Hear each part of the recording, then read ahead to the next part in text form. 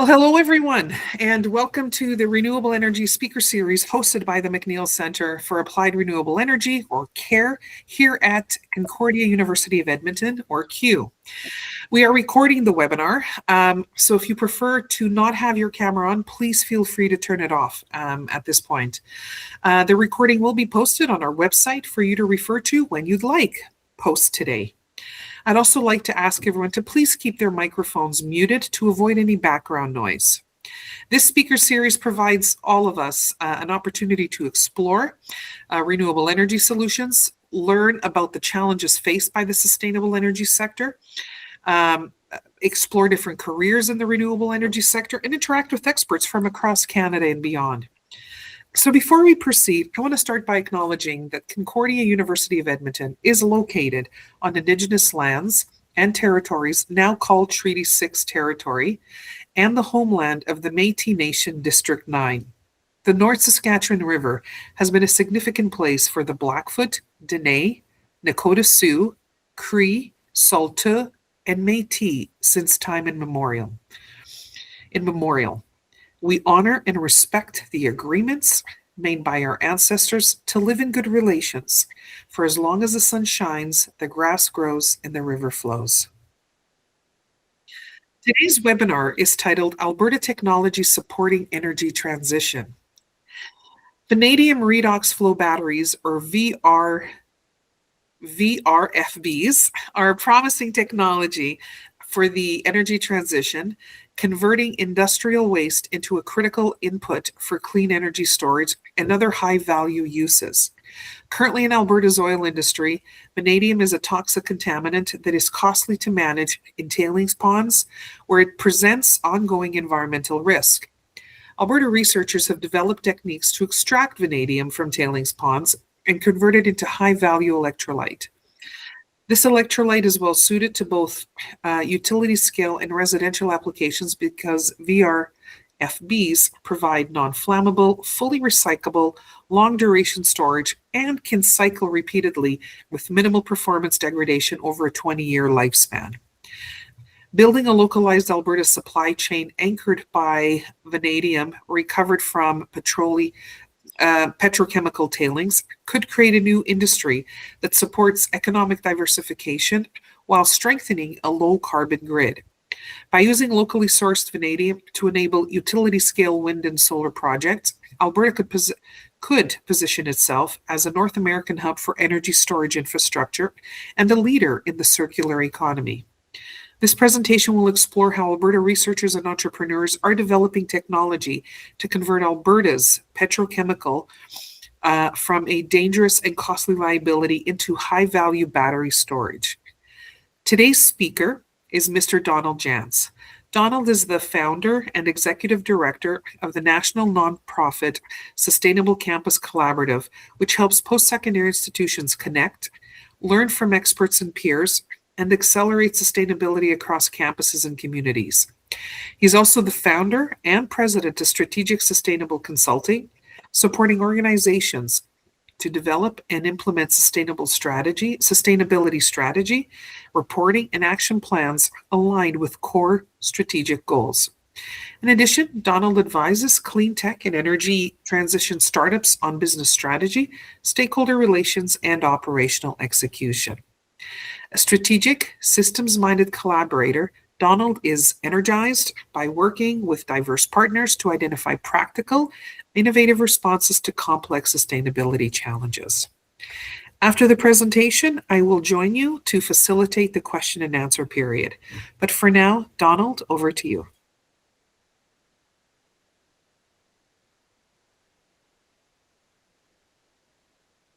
Donald, sorry, you're on mute. Thank you. Sorry. Thanks very much for that kind introduction.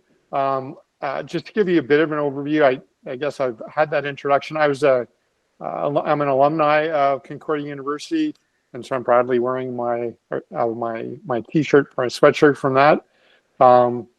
So one of the businesses I've worked with was a startup that had technology to extract vanadium from tailings ponds and petrochemical waste, as we kind of already mentioned, in Alberta. The technology could be used anywhere, but it currently opens up opportunities for Canadian and Alberta technology, homegrown technology. So one of the uses that the researchers I was working with was most interested in was vanadium storage. I'm going to go into that a bit, but there are also many other uses for this chemical as well. There we go. So some of the things we're going to cover are the history, chemistry, commercial potential, performance advantages, use case potential, producers, Alberta advantage to this technology. We think of oil and gas, but there's lots of there's clean tech opportunities for Canadian technology as well. So the origins, first vanadium storage battery was developed at University of New South Wales in Australia in 1986. And since then, there's been steady development of this technology. We often hear about lithium-ion batteries, and there's lots of use cases where they're the best and really perform outstandingly. And particularly in their cost curve, they've improved. But we've also proved that vanadium storage batteries are capable of competing commercially because they have some unique characteristics. And the Japanese and the Chinese have been really at the forefront, as well as Australia. So Sumitomo Densetsu in 2000 actually operationalized a battery. In Japan, similar in China in 2020, so quite recently, quite a large battery, 200 megawatts of electrical power and 800 megawatts, so it lasts for about 4 hours in Dalian high-tech zone. Invinity is a Canadian company, and it's providing solar-powered VRFB in Australia, but they also have them installed in Alberta. There's vanadium redox flow batteries from Invinity, I think, in southern Alberta. And they're increasing the size of these and the complexity, as well as improving the financial performance.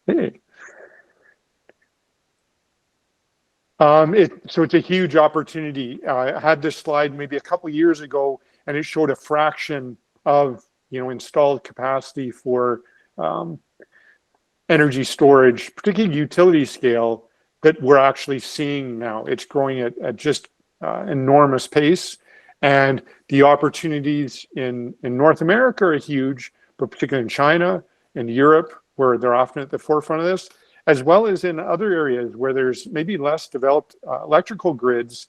Energy storage can help store solar or wind energy that might be produced during the day or different times, so that individuals or businesses can have stable electricity, and where grids and central grids aren't as reliable. And this is in places like South Africa and other parts of the developing world. So it's a huge growth industry. It's been largely fulfilled with lithium ion, but there's more and more use cases. Lithium ion have some drawbacks. They just don't last that long, and they don't scale that well. So there's opportunities for other types of chemistries, including vanadium redox and others. The chemistry is kind of interesting. It's basically you have two cisterns of fluid. Both of them are electrolyte, vanadium redox flow battery electrolyte. And there's lots of experimentation on what the filters are going to be, what the actual chemistry is. The researchers that I was working with in Alberta thought that the electrolyte that came almost directly out of the refining process that they have the patents for from petrochemical waste might actually be, even though it's not highly as much as processed, might last longer, might have a lot of different benefits. And one of the key values or value propositions of the chemistry is that the vanadium flows back and forth. It doesn't actually change chemically, which makes it in some ways easier to manage and more stable and last longer. So it's got some benefits of that. And the difference between it and lithium is just by expanding the size of these tanks, you can increase the amount of storage of electricity that you have while not changing the amount of power output. which can be really valuable. In lithium ion, you have to expand both sides, and so that means that it doesn't get cheaper as you increase its scale. Whereas with vanadium, because of the separation and the amount of energy you can store can just be increased quite easily without increasing changing the power output, it gets cheaper as it gets larger. So it's not high energy density, but it's easy to scale. So in situations where you have a large amount of space, which is often utility scale, it can be very effective. So this gets into some of the performance advantages, which I can talk about endlessly. It's quite interesting. So on the left, the performance characteristics of vanadium. On the right, lithium ion, which again makes up the vast majority of battery storage nowadays. Vanadium is more suited to longer duration for that reason that I just talked about, where you can expand the size of the storage by increasing the size of tanks. So it's ideal really for 2 to even 10, 12 hours, whereas lithium ion is quite short. It might go to 4 hours, but generally it's 2 hours. Second advantage of lithium ion is the batteries last very long, 20-year life, and this is proven, sometimes 25 or more years, 25,000 cycles, which is an enormous amount of cycles, and relatively low maintenance. There is some plumbing, so the chemical engineers are working with the fluids and making sure they, and filters and whatnot to make sure they continue to work well, but relatively low maintenance. On the other side, the lithium ion has a 5 to 8 year life, quite a bit more limited cycles. And once those cycles are used up, that battery, lithium ion battery, has much less use for other activities, and you have to go to some effort to extract the value, the lithium. Am I still on? And whereas there's also significant degradation. So Sorry, if you, Donald. did I lose it again? Yeah, I was wondering if I might have. I wonder why it's doing that. Thanks for letting me know.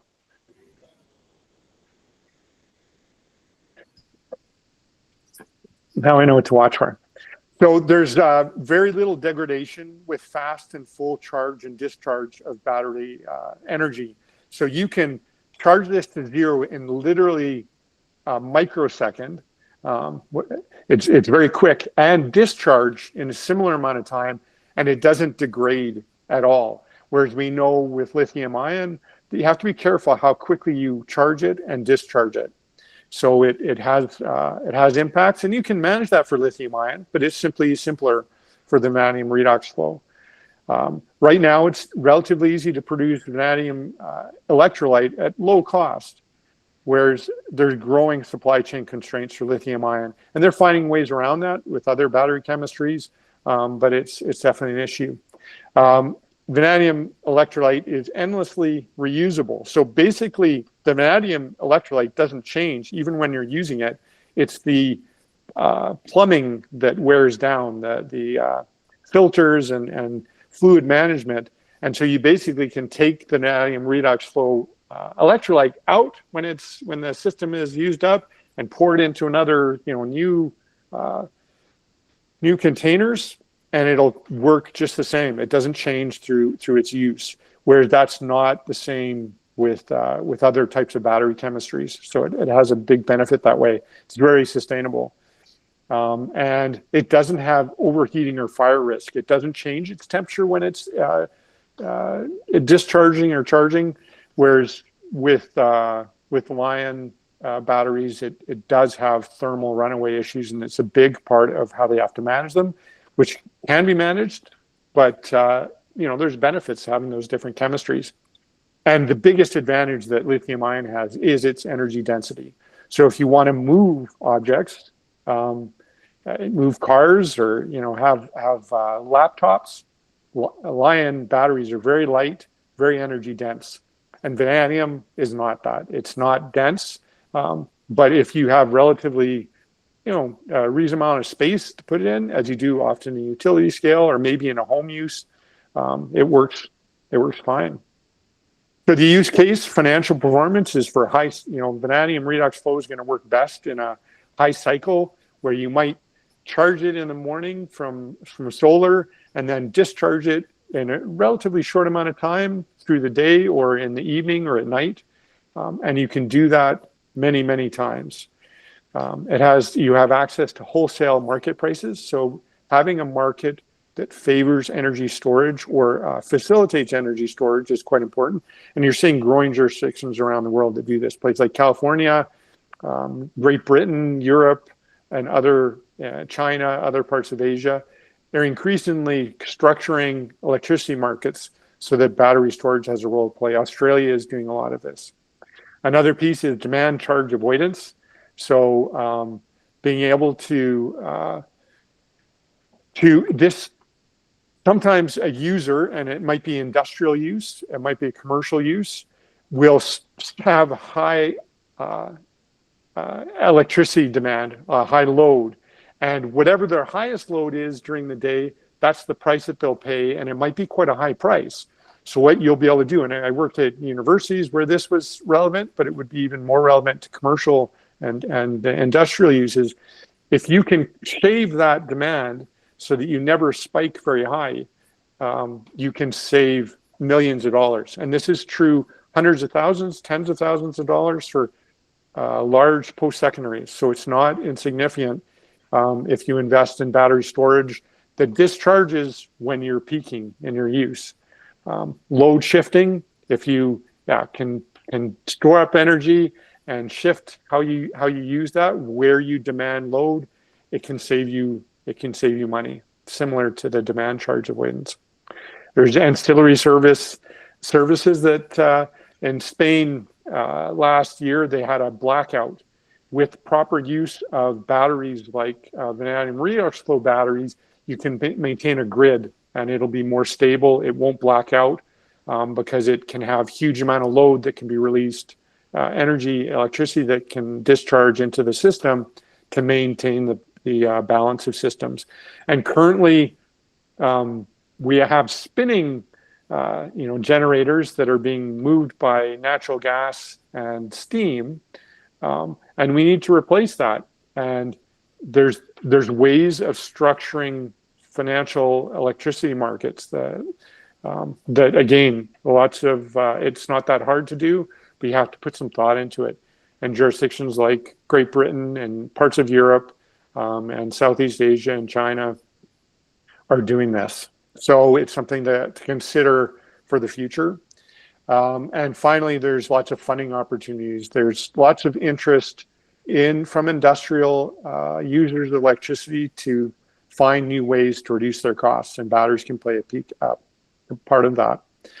Some of their operational performance benefits is that they have low maintenance, high safety, lack of fire risk, circular economy, and resilience, all that I've spoken to. So there's lots of benefits to it. And we're seeing that long duration energy, stationary energy storage is becoming more and more valued, particularly as we get more renewables that may be intermittent. In Canada, we have a lot of hydro, which is not as intermittent. It's pretty stable and steady. But there have been climate change issues around storage of water. We haven't had as much water. We get it in different times and frequencies. And batteries can help play a role in this. I won't get into all these different use cases, but there's a lot of different ways that battery storage, and particularly long duration battery storage that vanadium redox flow is considered, can really help maintain our systems. There's a lot of companies around the world. Invinity is one that works in Canada, but there are others. Oh, I think you've lost me again. Why is it dropping like that? And so this is some of the leading ones. Invinity is based in British Columbia. Storen is an interesting company that's Italian, but has a lot of research going on in the States.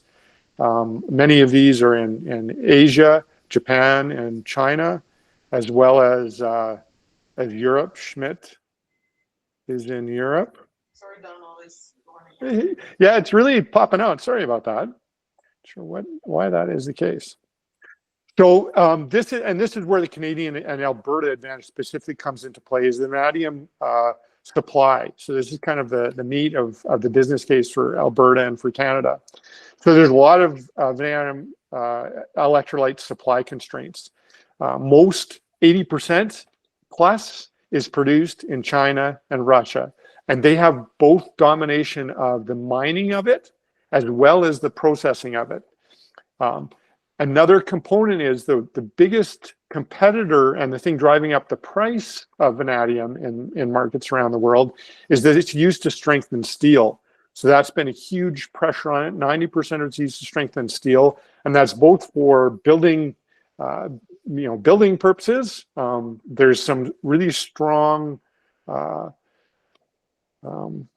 rules, regulations around earthquakes in parts of the world where this strengthened steel, like you put a pound of vanadium in a ton of steel and it becomes twice as strong. It also has very important, it's not as huge a component as the production in terms of volume, but in terms of its value, the defense industry needs vanadium, because if you're building a tank or weapons or other equipment, putting vanadium in steel makes it stronger and quite a bit lighter. So in aerospace, and so we've had lots of conversations. We have a number of conversations with the Department of Defense in the United States that's interested in securing more secure access geopolitically to vanadium. So that's an important part of it. And then the Canadian advantage to it is our petrochemical waste stream contains a high proportion of vanadium. So if the vanadium you mine in China might have less than 1% of vanadium per ton, the testing that we've done in our petrochemical waste and tailings ponds in the oil sands and other petrochemical refineries, it comes in at more like 7 to 10%. So that just saves you a bunch of money off, right off the top. As well, the patents that the researchers I've been working with in Alberta, UC, as well as at University of Alberta, are to extract vanadium from those tailings waste at relatively low cost with low energy. The intention that they wouldn't, that it would be more sustainable. You use less energy to get it out. And the amount of vanadium that's available from those current kind of waste streams is about 16,000 tons annually, or 15% of global supply. So I'm going to kind of break that out a little bit more. It's a little bit small here, but can work with it. So in 2023, China would have produced about 70,000 tons. So still, the vast majority, 60, 70%. South Africa is coming in at 8 to 9,000, and Canada would be in that kind of ballpark. And you see Russia on the right is around 20 to 20,000 tons. So that's 16,000 tons. It's currently not being mined in any at all in Canada, is something that could be of great value commercially and geopolitically. So the production kind of context is kind of interesting to look at. It's a little bit different way of looking at the same thing. On the right, this is the reserves, so the potential, the geologists say, amount of vanadium that is kind of stored in the ground in these jurisdictions. So Russia and China make up a huge proportion of that. South Africa is a really important producer, Brazil, and you can look at the amounts here. So if South Africa has 430 megatons and Canada has 135 megatons of available, there's a opportunity there to produce a really valuable commodity that would be more geopolitically secure than sources in places like China and Russia. And we'd be competing a little bit with Australia. They have significant amounts as well, but the more we could get, the better. Because I wonder if that showed that. I don't think it did. Yeah, it did. I think in one part of that slide, yeah, on the bottom here, what this is showing is the demand balance. So where this has gone down, this meant that the demand was much higher than the supply. And that can happen. If China or Russia decide for different reasons to cut off supply, you could see that there's a big discrepancy, and so the amount of demand has to eat into stores, and there's strategic reserves of these, but probably not enough for those kinds of situations. And again, Canada can play a role in that and take advantage of the opportunities of that. So I've spoken to this a little bit, but this shows the global vanadium use by application. And the biggest 90% of it is in strengthening steel and other metallurgical uses, strengthening steel for, particularly for the defense sector, which is becoming more important. And a growing, you can see how this is growing, a growing component of vanadium is being used in energy storage. And if the supply were greater, that could go up significantly and allow for that use, which would again be a commercial opportunity for Canadians, but also for energy, for the energy transition. I'll share this again. Sorry about that. So this kind of shows just a financial overview, and this might be a little bit dated, but comparing the price of battery storage across different uses, different companies. So Kubi Energy uses Tesla PowerPack. Oh, I'm losing it again.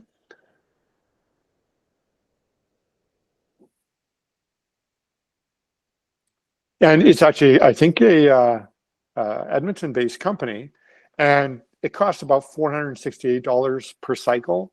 Skyfire, again, Alberta-based, uses their custom lithium iron phosphate solution, and cycle is again, there's similar performance characteristics, costs a little bit less. Electric is a VRFB producer in Asia. I think they're operating out of India, and they're showing lower cost per cycle, similar to Invinity and Storen. They're also battery storage, vanadium rare flow battery storage opportunities. And one of the use cases, it can be used instead of, vanadium rare can be used instead of other more renewable type battery storage, including lithium ion and others. But in many cases, in remote places, they're using very expensive, very dirty diesel generators to provide backup power. And there's huge opportunities to reduce their risk and of losing power and also losing supply of diesel. It takes a lot to actually move diesel by having battery storage like lithium or like vanadium rare flow batteries that can last a little bit longer and reduce how much diesel you might have to use. So that's kind of that's the presentation about about the batteries. And hopefully you found that kind of interesting. Again, it's a real business opportunity, but it's also a real opportunity for Alberta to take advantage of, a bunch of resource that we have from our petrochemical industry to actually literally fuel a really sustainable form of battery storage energy. Donald, thank you so much for that great presentation. At this point, I'm going to invite our guests to either use the raise hand function to ask a question or comment, or feel free to also type your question or your comment into our chat, into the chat box there. While we're waiting for folks to maybe consider their questions, Donald, I have a question for you. Why do you think this technology or this repurposing of this technology is not more mainstream than what it is? And it does depend. That's a great question. It depends a little bit on where you are. So in China, it is seeing widespread deployment to support grid energy and their commercial and industrial sector, as well as renewables. So you'll often see them in combination with those. But the biggest reason for it is that lithium ion and those higher density forms of electricity have been driven by widespread usage, lots of research. There's researchers in Canada, particularly in Dalhousie, who have driven down the cost of those batteries. So it's been difficult to get that financial performance up, and it's just so easy to say, let's just put in a lithium ion battery. but as the technology develops, and as they do see deployment increase in a lot of different uses, there's widespread deployment of vanadium regas flow batteries in homes in places like Germany and other places. So I think that as that cost structure kind of improves, it does take some time, but I think that the performance characteristics are going to start to outweigh the characteristics that aren't really for utility scale storage. Thank you so much. Any questions or comments from any of our webinar attendees?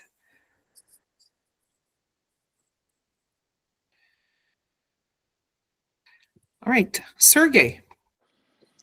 Thanks, Carla. Hi, Donald. Hey, Sergey. Nice to see you.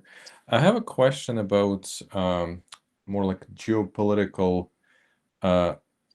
consequences in the near future. So, yeah, the main, suppliers of vanadium are Russia and China. There's a bit in South Africa and the US. But Canada has a great undiscovered or unexploited potential. Haven't even started to recover any vanadium deposits for this purpose. With all our given regulational constraints on both federal and provincial levels, because I would assume Alberta will be one of those provinces with the deposits that can be recovered, in addition to maybe Ontario and Quebec. How do you see it feasible in the next decade or so to start something in Canada and in the future rely less on China and Russia? Because for obvious reasons there may be cut-offs of the production, and then if Canada just started the production of the batteries but the source of supply is just cut off, then there's no future for whatever X number of years. Yeah, that's an excellent point, an excellent question. I think that's one of the basic opportunities. And it is interesting, there could be potential for finding vanadium in the ground. Right now, the current vanadium that's produced in North America would come out of petrochemical waste. So right now there's probably 16,000 metric tons produced but untapped. And the patents that with the folks that I worked with would be to tap into that and start basically burning off other chemicals, some of which could be accessed as well, that are right now stored in tailings ponds. And vanadium in the wild, produced kind of in this way, it's actually extremely toxic. Once you put it into the electrolyte, it's not so bad. Actually, it's not at all. It's almost benign. But I think the increasing geopolitical awareness, particularly of folks like the Department of Defense, not just in the United States, but also defense, industrial complexes in Canada and in Europe and other parts of the world, are very much aware of the risk that both China and Russia increasingly pose. And I think the benefit of those folks is cost is important, but security and of supply is even more important. And they can be at the cutting edge of creating that demand and then driving down the cost curves. I think there's lots of potential to reduce the cost of extracting vanadium from the ground and from tailings ponds and other waste streams that would be really valuable. And right now, the vanadium that's stored at costs of $7 million a year, along with other toxic chemicals in northern Alberta, there's evidence that it's seeping into water tables in Saskatchewan and northern Alberta and other parts of the country. So might be better to actually use it and at some value to our economy and to our environmental kind of aspects. It's a great question. Yep, thank you very much. Yeah, thank you. Donald, there's a question in the chat from Brody, who asks, any thoughts about risks specifically from the US? Yes, it's when we've thought about this in the past, we always thought about them purely as potential investors and collaborators. There's research going on there. Department of Defense is looking for alternative supplies of vanadium, and for this reason, for their weapons and steel, but for other purposes as well. And I think that we'd have to continue to look at them as potential supporters. Their financial markets are so deep, and their capacity for investing and doing research is still very significant. So we'd be open to partnerships.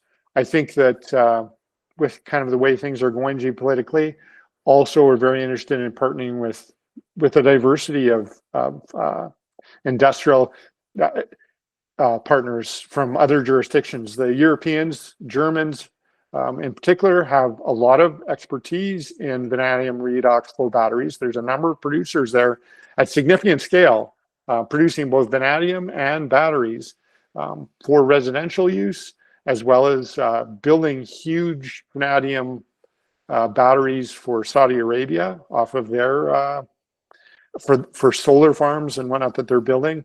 So I think that there's opportunities to diversify our geopolitical and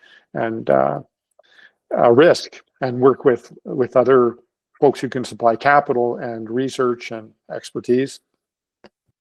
Thank you, Donald. We have another question from Raymond. Raymond is asking, what is the cost per kilowatt hour of a vanadium-based system? And this is an excellent question. It really gets to the core of it. It does change kind of regularly, similar, not quite as maybe quick a pace as the more dense energy storage, which has direct use right now, and such widespread use. But it's becoming more competitive. The cost estimates we've done are right now probably 100, and Lizardis does some great work on this, is probably in the $100 to $150 per kilowatt. So that's more expensive than the lithium ion, but getting much closer than it used to be. The differential used to be greater, and it comes with some performance characteristics that can just be beneficial, take less time, and have better outcomes. So it's not as cheap, but it's getting close with use cases that are better. It has better performance in certain situations. So seeing some growing interest and growing application of these. Thank you so much, and thank you, Raymond. If there are any other questions or comments? All right. Well, on behalf of everyone, Donald, I want to thank you very much for your presentation and your time today. And just a reminder to everybody that the presentation will be posted on our website, and we will soon be sending out some information on the speaker for March and April. And Donald, you had your hand up. No, I accidentally pushed the button. Well, thank you very much. And thank you, all of you, for attending and supporting the McNeil Care webinar series. And I wish you all an excellent rest of your day. And we'll see you next month. Thank you, everyone. Thank you. It's a real pleasure.